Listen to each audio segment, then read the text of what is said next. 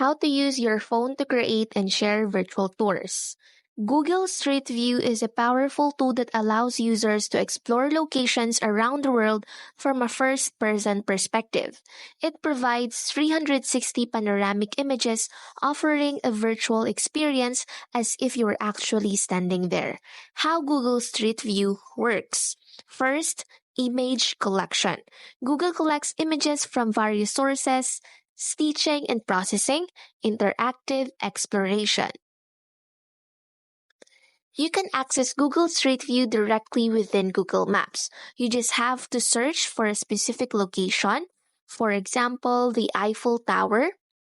On the bottom left side, you will see a small image in which you can tap to see the 360 degrees street view of that specific location.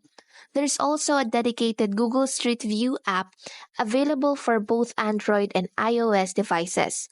This app provides a more immersive experience and allows you to explore Street View content more easily.